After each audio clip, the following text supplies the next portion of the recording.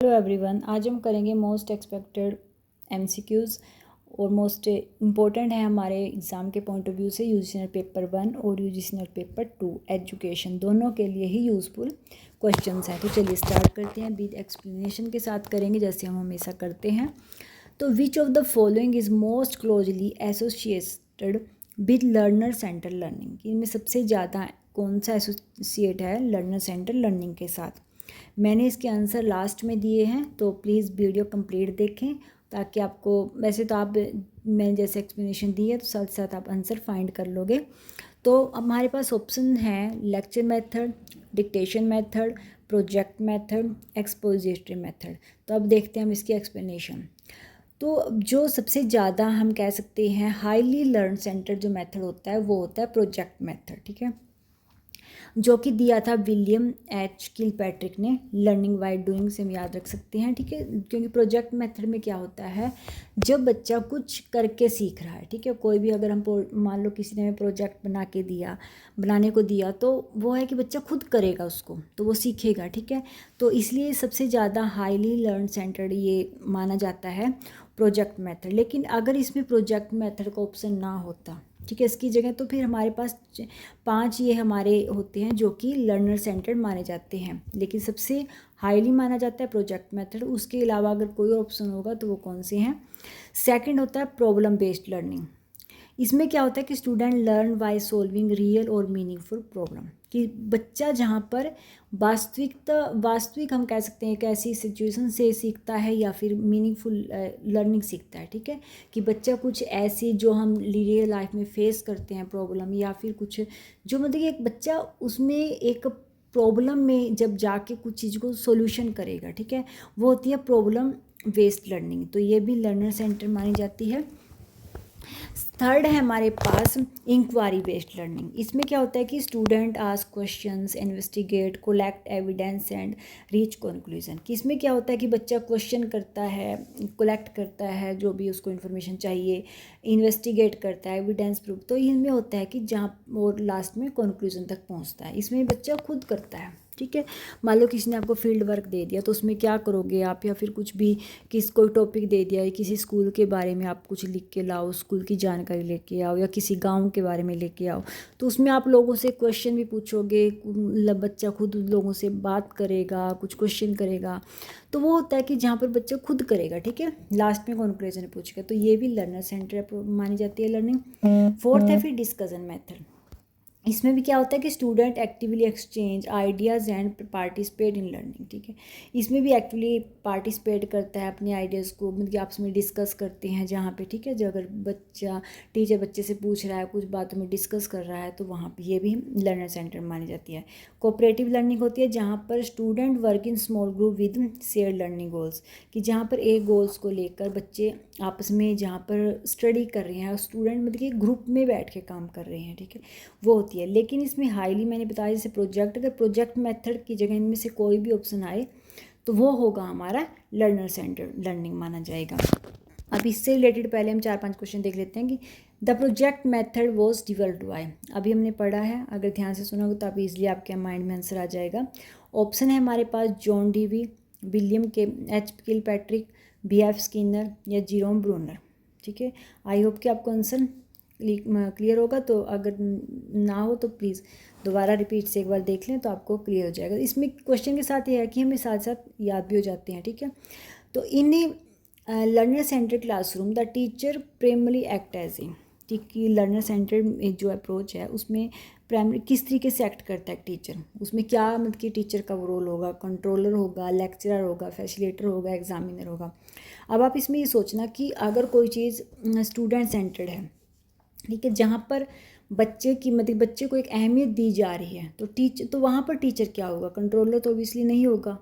कि जहाँ पर अगर हम कोई चीज़ लर्नर सेंटर्ड कर रहे हैं तो वहाँ पर तो बच्चे के अकॉर्डिंग हम कुछ भी सिखा रहे हैं उनको, तो वो कंट्रोलर तो वहाँ पर टीचर नहीं होगा, लेक्चर भी नहीं होगा, क्योंकि लेक्चर लर्नर सेंटर्ड अप्रोच नहीं मानी जाती, लर्नर सेंटर लर्निंग नहीं मानी जाती। लेक्चर में क्या होता है कि टीचर सिर्फ बोल रहा है, बच्चा सुन रहा है, ठीक है, और एग्जामिनर भी नहीं होगा, तो रह गया क्या, फैसिलिटेटर, ठीक है। वैसे तो फैसिलिटेटर है कि जो बच्चे को ऐसे बच्चे को जो चाहिए उसके अनुसार उनको पढ़ा रहा है। बच्चा अगर स्लो लर्नर है मान लो, तो टीचर उसको उसके अकॉर्डिंग पढ़ा रहा है। ये नहीं है कि टीचर को ये है कि सब बच्चों को जैसे मैं अपना स्पीड में पढ़ा रहा हूँ तो सब बच्चे जैसे, कुछ बच्चे होते हैं जो स्लो लर्नर होते हैं या कुछ को किसी तरीके से मेथड से समझ में नहीं आ रहा है, ठीक है। तो वो है कि बच्चे के अकॉर्डिंग जब वो फैसिलिटेटर, तो वो वहाँ पर फैसिलिटेटर का काम करता है। फोर्थ क्वेश्चन है हमारा, which method emphasis learning by doing. ये जैसे मैंने अभी बताया था लास्ट में, तो lecture method, project method, lecture cum demonstration या प्रोग्राम इंस्ट्रक्शन। तो इनमें से आप देखना कि क्या आंसर होगा। नेक्स्ट क्वेश्चन है हमारे, which teaching approach give student greater responsibility for their own learning. Teacher centred approach होगा, लर्नर सेंटर्ड अप्रोच होगा, या अथॉरिटेरियन अप्रोच होगा, या एक्सपोजिटरी अप्रोच होगा। इसमें क्या पूछा गया है कि कौन सा टीचिंग अप्रोच है जो स्टूडेंट को ग्रेटर रिस्पॉन्सिबिलिटी देता है लर्निंग करने में, कि बच्चा जहाँ पर खुद लर्निंग करे। तो ठीक है, तो वहाँ पे आप समझ जाए कि इसका आंसर क्या है। नेक्स्ट हम देखते हैं formative evaluation is mainly conduct. देखो, फॉर्मेटिव एवेल्यूएशन और समेटिव एवेल्यूएशन इतना इंपॉर्टेंट कॉन्सेप्ट है ना हमारे यूजीसी का, कि इसमें से हमेशा क्वेश्चन बनता है। जो मैंने अभी लर्नर सेंटर अप्रोच डाला, ये भी काफ़ी इंपॉर्टेंट कॉन्सेप्ट है हमारे यूजीसी का। इसमें से क्वेश्चन ऐसे ही घुमा घुमा के पूछ ले जाते हैं। तो अब देखते हैं फॉर्मेटिव एवेल्यूएशन क्या मेनली कंडक्ट। तो ऑप्शन है हमारे पास, at the end of the course of a course, during the teaching learning process, before admission, after certification. तो पहले हम देख लेते हैं इनकी डेफिनेशन, फॉर्मेटिव की भी देख लेते हैं साथ में। हमारे पास क्वेश्चन आया था फॉर्मेटिव, लेकिन फॉर्मेटिव और समेटिव साथ ही साथ लर्न करें तो बेस्ट है। फॉर्मेटिव एवेल्यूएशन क्या होता है, ड्यूरिंग टीचिंग लर्निंग, जिस समय क्लास में स्टडी कर रहे हैं जो एवेल्यूएशन उस समय ली जाती है। मान लो बच्चा, अगर टीचर क्लासरूम में कुछ पढ़ा रहा है, साथ साथ बच्चों से क्वेश्चन कर रहा है, या बीच में जो क्विज़ वगैरह होती हैं, टेस्ट लेते हैं बच्चों के, वो होगा। तो वो होता है formative evaluation during teaching learning. मान लो फीडबैक, इसमें क्या होता है कि एकदम से फीडबैक मिलती है। मान लो अब टीचर कुछ पढ़ा रहा है, बच्चों को साथ साथ क्वेश्चन पूछ रहा है, तो बच्चों को साथ ही साथ मतलब कि फीडबैक भी मिल रही है कि बच्चा सुन रहा है नहीं, कंटिन्यूस होती है। क्योंकि कई बार होता है वीकली टेस्ट लेते रहते हैं टीचर, है। कई बार होता है कि एक दिन कोई बच्चों को लर्न कराया, अगले दिन उसमें टेस्ट लेके देख लिया। तो इस तरीके से होता है जहाँ पर कंटिन्यू चलता है। एग्जाम्पल ऐसे क्विज़ हो गई, क्लास टेस्ट हो गए, असाइनमेंट्स हो गए, क्वेश्चनिंग हो गई, मॉडिफाई टीचर स्ट्रेटजी। और इसमें ये होता है कि टीचिंग अपनी, जो टीचर है अपनी टीचिंग स्ट्रेटजी को मॉडिफाई कर सकता है। क्योंकि अगर टीचर को लगेगा, मान लो टीचर ने एक क्लास में कोई भी चैप्टर पढ़ाया, कुछ भी पढ़ाया, तो लगेगा टीचर टेस्ट लेगा, लगेगा टीचर को कि नहीं, मुझे टेस्ट में जो रिस्पॉन्स चाहिए था बच्चों से वो नहीं मिल रहा है, तो वो अपनी स्ट्रेटजी चेंज कर सकता है, वो मेथड चेंज कर सकता है। वो देखेगा कि हाँ बच्चों को कौन सा टॉपिक इसमें समझ में नहीं आया, कि इसमें बच्चों के मार्क्स ज़्यादा डाउन जा रहे हैं, तो वो उस पर दोबारा वर्क कर सकता है, ठीक है। और जो समेटिव एवेल्यूएशन होती है वो होती है जो लास्ट में, जब मान लो कह सकते हैं हम ग्रेड आ जाती है, एग्ज़ाम हो जाते हैं, जो लास्ट में एवेल्यूएशन होती है उसमें हम स्ट्रेटजी को चेंज नहीं कर सकते, मॉडिफाई नहीं कर सकते, ठीक है। तो समेटिव से याद रखना, समेटिव मान लो समेटिव वर्ड से आप याद रखें, जब हम कोई भी चीज़ फॉर्म वगैरह जब हम किसी भी चीज़ के फिल करते हैं, हम कब सबमिट करते हैं उसको, लास्ट में, जब हम उसको फिल कर लेते हैं, कंप्लीट प्रोसेस हो जाती है हमारी, उसके बाद हम कोई भी फॉर्म को सबमिट करते हैं। सबमिट से होता है जब जो कोई लास्ट में प्रोसेस होगी, ठीक है। And the course, eight the end of institution, कोई भी हमारी इंस्ट्रक्शन या कोर्स जो भी है हमारा है, तो उसमें जब लास्ट में हमारा जो होगा वो होता है समेटिव एवेल्यूएशन। मान लो final performance, final exam, semester exam और बोर्ड एग्ज़ाम जो होंगे, जो लास्ट में होंगे। मेक फाइनल डिसीजन, जहाँ पर फाइनल डिसीजन बनेगा, जो भी आएगा, रिजल्ट आएगा, ग्रेड आएगी, जो भी आएगी, ठीक है, वो लास्ट में आएगी। तो फॉर्मेटिव होगी ड्यूरिंग स्टडी, जब भी क्लासरूम में जो स्टडी चल रही है स्टडी टाइम पे, और जो लास्ट में होगी जब सिर्फ लास्ट एग्ज़ाम होते हैं फाइनल, जिसमें हम कुछ चेंजेस नहीं कर सकते, वो होते हैं समेटिव एवेल्यूएशन। अब इससे रिलेटेड थोड़े क्वेश्चन देख लेते हैं। The main purpose of formative evaluation, इसकी मेन पर्पज़ क्या है फॉर्मेटिव एवेल्यूएशन का। Rank student, award certification, provide feedback and improve learning, select student for admission. तो क्या होगा ऑब्वियसली, कौन सी पूछा है, फॉर्मेटिव। फॉर्मेटिव कौन सी है, ड्यूरिंग स्टडी, जिस समय लर्निंग चल रही है क्लासरूम में, वो वाली। तो इसमें क्या होगा, जो फीडबैक, तो आंसर क्या होगा हमारा, provide feedback and improve learning. मैंने यहाँ पे साथ साथ टिक इसलिए लिखा, अगर आपको रिवाइज भी करने हो तो आंसर लास्ट में है, ठीक है। तो इसमें होगा हमारा आंसर कि वो फीडबैक प्रोवाइड कर रहे हैं हम, ठीक है, इम्प्रूव करते हैं जहाँ पे लर्निंग में। क्वेश्चन 8 है हमारा summative evaluation is generally conduct. Summative evaluation क्या होती है? During instruction, before instruction, eight the end of a course unit या बिफोर सेटिंग लर्निंग ऑब्जेक्टिव। तो राइट आंसर क्या होगा? Eight the end of a course, ठीक है। समेटिव होती है जो लास्ट में होती है कोर्स के। क्वेश्चन 9 है हमारे पास, which is an example of formative assignment का कौन सा एग्जाम्पल है? फाइनल एग्जामिनेशन, बोर्ड एग्जामिनेशन या classroom quiz followed by feedback and semester examination. Right answer है हमारा classroom quiz followed by feedback. तो मेरे नोट्स अच्छे लगे तो प्लीज़ लाइक कर दिया करो। मुझे नहीं पता क्या रीज़न है कि जिसकी वजह से आप मुझे इतना लाइक नहीं कर रहे हो, या फिर मुझे सही मेथड नहीं आ रहा आपको बताने का। तो प्लीज़ अगर आपको अच्छा लगा तो प्लीज़ लाइक कर दिया करो।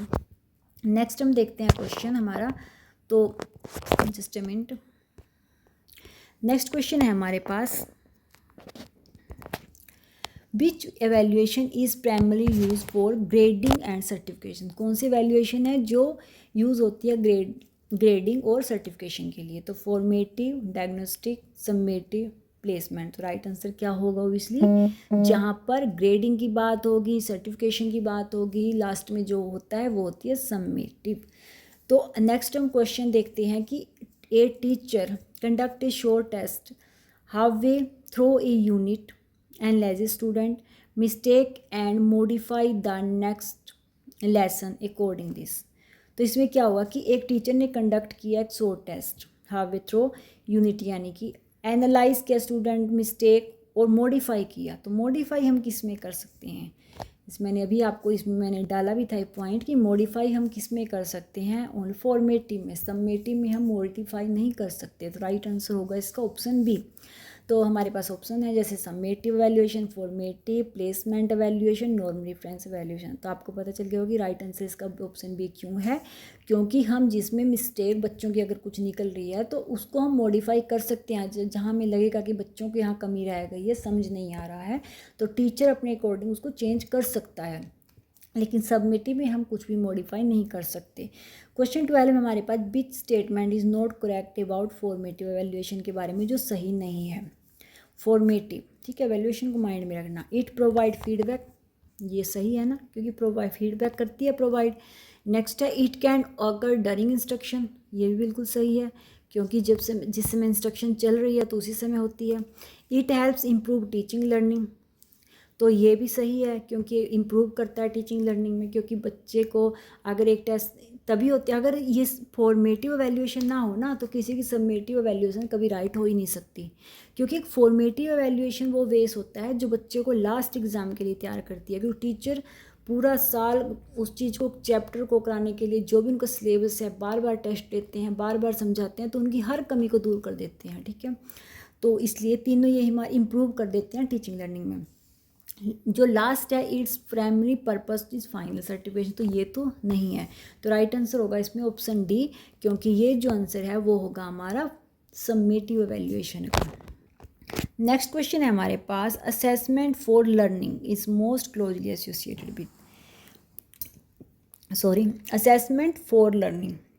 क्वेश्चन दो मिलते जुलते हैं, देखना। एक है हमारे पास क्वेश्चन 14, आप देखो पहले, assessment of learning is as most closely associated. सिर्फ ऑफ और फॉर का मीनिंग डिफरेंस है, पर इसका कौन सा एसोसिएट करेगा? पहला जैसे associate for learning, formative assessment, summative assessment, या फाइनल एग्जामिनेशन, या सर्टिफिकेशन। तो राइट आंसर क्या होगा हमारा? Formative assessment. क्यों होगा? क्योंकि formative evaluation assessment for learning होता है कि जो असाइनमेंट हम लर्निंग के लिए ले रहे हैं, बच्चों की इम्प्रूवमेंट के लिए ले रहे हैं, इसलिए फॉर्मेटिव है ये। और नेक्स्ट है जैसे असेसमेंट ऑफ लर्निंग, जो मतलब कि ओवरऑल, ऑफ में आ जाता है जब चीज़ हम कोई ओवरऑल सारी चीज़ जो हमने करा लिया, बाद में उसका जो ओवरऑल टेस्ट लिया जा रहा है, जो लास्ट एग्ज़ाम लिया जा रहा है, वो होता है assessment of learning is most closely associated with. इसका राइट आंसर होगा समेटिव असेसमेंट। समझ गए ना? Assessment for learning is formative assessment और assessment of learning is summative assessment. Next question है हमारा, which sampling method is used when existing participate refer other potential participate. तो कौन सी सैम्पलिंग मेथड है जो यूज़ किया जाता है कि जब एक एग्जिस्टिंग जो पार्टिसिपेट है वो रेफ़र करता है उनकी पोटेंशियल की हमें अदर दूसरे पार्टिसिपेट तक पहुंचने में, वो कौन सी है। तो हमारे पास ऑप्शन है Stratify sampling, sample random simple random sampling, snowball sampling, systematic sampling. वैसे मैंने इस पर कंप्लीट नोट्स बनाया हुआ है सैम्पलिंग्स पे। और सैम्पलिंग्स का ऐसा है कि नॉन प्रोबेबिलिटी सैम्पलिंग और प्रोबेबिलिटी सैम्पलिंग के जितने मेथड हैं इनसे रिलेटेड हमेशा ऐसा कोई भी ईयर नहीं हुआ आज तक कि जिसमें इनसे रिलेटेड क्वेश्चन ना बने हों। तो ये मोस्ट इंपॉर्टेंट टॉपिक्स है हमारे यूजीसी का, ठीक है। और मैं उन्हीं पे क्वेश्चन बनाती हूँ टॉपिक पे जो मुझे लगता है कि जो है इम्पोर्टेंट टॉपिक हैं, ठीक है। तो इसमें हमारा पहले हम देखते हैं इनको, एक बार आपको मैं इनका डिफ़ाइन कर देती हूँ तो आपको आंसर इसका अपने आप मिल जाएगा। वैसे इसका आंसर मैं बताऊँ तो इसका स्नोबॉल सैम्पलिंग क्यों है ये आप आगे जाके देखोगे, ठीक है। चलो देखते हैं हम इसकी डेफिनेशन। देखो हमारे पास मैंने थोड़ा थोड़ा दोनों को डिफाइन कर दिया है। प्रोबेबिलिटी सैम्पलिंग होता है, सैम्पलिंग में 2 होते हैं ना, probability sampling, non probability sampling. पहले देखते हैं हम प्रोबेबिलिटी सैम्पलिंग में कितने आते हैं। पहले ध्यान रखो 5 मेथड आती हैं इसके। सबसे पहला simple random sampling. Simple random sampling क्या है कि जहाँ पर हर मेंबर के हर एक चांस होता है, इक्वल चांस होता है सिलेक्ट होने का, ठीक है। कोई भी किसी भी मेंबर कोई भी सिलेक्ट हो सकता है। सेकंड है सिस्टमैटिक सैम्पल, जहाँ पर सिलेक्ट एवरी कहते नंबर्स की, जहाँ पर एक बनाया जाता है जैसे कि मुझे 5th नंबर सेलेक्ट करना है, उसके बाद 10th करना है। तो इस तरीके से कि जहाँ पर एक सिस्टम बनाया जाता है कि मान लो किसी स्कूल पे हमें रिसर्च करनी है तो वो हम देखेंगे कि हमने पहले फर्स्ट उठाया, फिर 5th उठा लिया, फिर 10th रोल में उठा लिया, ऐसे एक सिस्टम बना देते हैं, ठीक है। तो इस तरीके से। थर्ड है स्ट्रेटिफाई सैम्पलिंग, जहाँ पर एक स्ट्रेटा बनाया जाएगा। Divide pattern population into strata then sample from each, कि पहले पॉपुलेशन को एक स्ट्रेटा में यानी कि ग्रुप में बांट दिया जाता है, फिर उसमें से सिलेक्ट किया जाता है। फिर फोर्थ है हमारे पास क्लस्टर सैम्पलिंग। क्लस्टर्स भी होता है जहाँ पर ग्रुप्स में डिवाइड किया जाता है, पहले डिवाइड इनटू ग्रुप्स को एक क्लस्टर बोलते हैं। एंड सिलेक्ट क्लस्टर्स, तो फिर पहले ग्रुप्स बनाते हैं फिर उसमें से ग्रुप्स उठाए जाते हैं। मान लो रैंडमली सिलेक्ट 50 स्कूल्स, कि रैंडमली सिलेक्ट कर लिए पहले 50 स्कूल, पूरे मतलब हमें पूरे कह सकते हैं हम स्टेट में या पूरे इंडिया में कहीं भी हमें सिलेक्ट कर, रैंडमली हमने क्या किया सिलेक्ट कर लिया कि हमें इन 50 स्कूलों में, पहले हमने कर लिया ना एक ग्रुप, तो मैंने बना लिया कि हमें इन 50 स्कूलों में से सिलेक्ट करें। फिर हम उन 50 स्कूलों में से स्टडी विद इन दो सिलेक्टेड स्कूल, फिर उनमें से हम फिर सिलेक्ट करेंगे, ठीक है। तो उनमें से हम स्टडी करेंगे, बच्चे उठाएंगे, फिर उनमें देखेंगे हमें कौन कौन से हमें उठाने हैं, ठीक है। तो इस तरीके से जहाँ पर एक ग्रुप में से बनाया जाता है फिर उसमें से सिलेक्ट करते हैं हम क्लस्टर, ठीक है, सैम्पल्स। तो फिर नेक्स्ट हमारा ऑप्शन है मल्टी स्टेज सैम्पलिंग मेथड है। सैम्पल इज सिलेक्टेड थ्रो 2 और मोर स्टेज, जहाँ पर 2 या 2 से ज़्यादा स्टेजेस पे सैम्पल सिलेक्ट किए जाते हैं। एग्जाम्पल है जैसे study school student across India, मान लो स्कूल पे मतलब पूरे अक्रॉस इंडिया पे स्टडी करनी है स्कूल पे, ठीक है। तो स्टेज 1 क्या होगा, पहले तो सिलेक्ट करेंगे, मान लो हमें दे दिया कि पूरे इंडिया के आप स्कूल पे करना है सैम्पल, तो आप क्या करोगे पहले तो स्टेट सेलेक्ट करोगे मुझे किस स्टेट पे करना, कर लिया। उसके बाद फिर सेलेक्ट करोगे कि उस स्टेट की किस डिस्ट्रिक्ट के स्कूल पे आपको अपना सैंपल लेना है। फिर वो किया, फिर आपने देखा कि उस डिस्ट्रिक्ट के किस स्कूल को हम उठाएं, ठीक, जिसको हमें सैंपल कलेक्ट करने हैं, फिर वो उठाया। फिर उसमें से फिर जो स्कूल में पहुँचे तो फिर हम देखेंगे किस तरीके से हम रैंडमली चुने या सिस्टम में बना के चुने, तो किस तरीके से हम अब बच्चों को सिलेक्ट करें। तो वो होता है जहाँ पर एक स्टेज नहीं कई स्टेजेस हो जाती हैं जिसमें हम सिलेक्ट करते हैं, तो वो होती है मल्टी स्टेज सैंपल। तो ये तो है प्रोबेबिलिटी सैम्पलिंग का। Simple random sampling, systematic sampling, Stratify sampling, cluster sampling, multi stage sampling, आपको इनके नाम याद होने चाहिए। कई बार यही पूछ लिया जाता है कि प्रोबेबिलिटी सैम्पलिंग में कौन सा मेथड है कौन सा नहीं है, ठीक है। नेक्स्ट है non probability sampling. Non probability sampling जहाँ पर कुछ रैंडमली नहीं होता, ठीक है। Convenience sampling, purposive sampling, quota sampling और स्नोबॉल सैम्पलिंग। कन्वीनियंस सैम्पलिंग क्या है, जहाँ पर हम अपने कन्वीनियंस के अनुसार उठाते हैं, कि जहाँ पर हमें लगेगा भी हमें ईजिली अवेलेबल हो जाएंगे ना बच्चे, हम वहाँ से उठा लेंगे। मान लो हमें किसी स्कूल पे करने हैं या कॉलेज पे हमें कहा कि किसी 5 बच्चों के आप व्यूज़ लेके आओ कि उस स्कूल के बारे में या कि कुछ भी उसके बारे में, तो हम क्या करेंगे, हम जाएंगे आराम से बैठेंगे, हम सोचेंगे जो बच्चा यहाँ से निकलता जाएगा हमारे पास से हम उससे पूछ लेंगे, 50 बच्चों हम लेके आ गए, ठीक है। तो अब जहाँ पर हम क्या करेंगे कि अपने हमें जहाँ लगेगा हम ईजी अवेलेबल हम कर सकते हैं, उस तरीके से हम अपने कन्वीनियंस के अनुसार सैम्पलिंग ले लेंगे। सेकंड होता है पर्पज। जब जहाँ पर्पज से याद रखो कि जहाँ पर हम कुछ पर्पज़ को लेकर सैम्पलिंग करते हैं, इसी को हम जजमेंटल सैम्पलिंग भी बोलते हैं। बेस्ड ऑन रिसर्चर क्राइटेरिया और जजमेंटल, जहाँ जो कि डिपेंड होता है जो रिसर्चर है उसकी जजमेंट पे, ठीक है। थर्ड होता है कोटा सैम्पलिंग।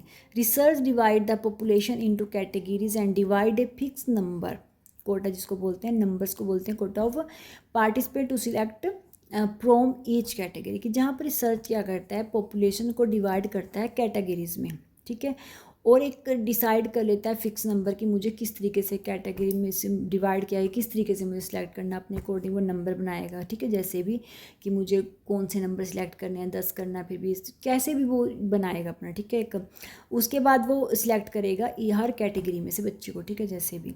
तो फोर्थ हो गया स्नोबॉल सैम्पलिंग। इसमें क्या होता है एग्जिस्टिंग पार्टिसिपेट अदर पार्टिसिपेट, जो कि हमें दूसरे पार्टिसिपेट तक ले जाएगा। इसमें क्या होता है, मान लो कि हमें किस चीज़ पे रिसर्च करनी है, मान लो हमें करनी है कि आप सिंपल लगा लो ड्रग्स के बारे में करना, पता चला है कि किसी गांव में या फिर किसी स्टेट में कहीं पे ज़्यादा ड्रग्स फैल रहा है, तो हमें उसके बारे में स्टडी करने को बोला गया, ठीक है, कि आप स्टडी करो कि कितने बच्चों को या कितने लोग, कितनी एज के लोग इसमें हैं, कौन कौन है। तो हमें ऐसे तो नहीं मिलेगा, हम क्या करेंगे, हम किसी वहाँ जाएंगे, हमें कोई एक बंदा मिलेगा, ठीक है, जिसका हमें पता चला, लोगों से सुना कि ड्रग्स लेता है या फिर ड्रिंक करता है, किसी भी चीज़ पे टॉपिक लगा लो या किसी बीमारी पे डिसीज पे लगा लो, तो हमें पता लगेगा, हम उस पर जाएंगे, ठीक है। तो हमें नहीं पता कि उसके अलावा कौन है और, तो वो बंदे पे हम जाएंगे, तो जो बंदा ये काम कर रहा है, मान लो कोई ड्रिंक कर रहा है, ड्रग्स करेगा, वही बंदा हमें आगे के 2 बताएगा। फिर जब हम उसके पास पहुँचेंगे, फिर वो हमें और 2 बताएगा, 4 बताएगा कि हाँ वो वहाँ है, ये बंदा है। तो जहाँ पर पार्टिसिपेट ही हमें, जो हमारा पार्टिसिपेटिंग है जो हमारा, तो वही हमें दूसरे पार्टिसिपेंट तक ले जाएगा, उसको बोलते हैं स्नोबॉल सैम्पलिंग। और यही हमारा क्वेश्चन था। और देखो यही क्वेश्चन था हमारा, which sampling method is used when existing participants, जो हमारा पार्टिसिपेंट है एग्जिस्ट, वही रेफर्स करेगा हमें दूसरे पोटेंशियल पार्टिसिपेंट तक, ठीक है। तो राइट आंसर है इसका स्नोबॉल सैम्पलिंग। अब इससे रिलेटेड हम क्वेश्चन देख लेते हैं।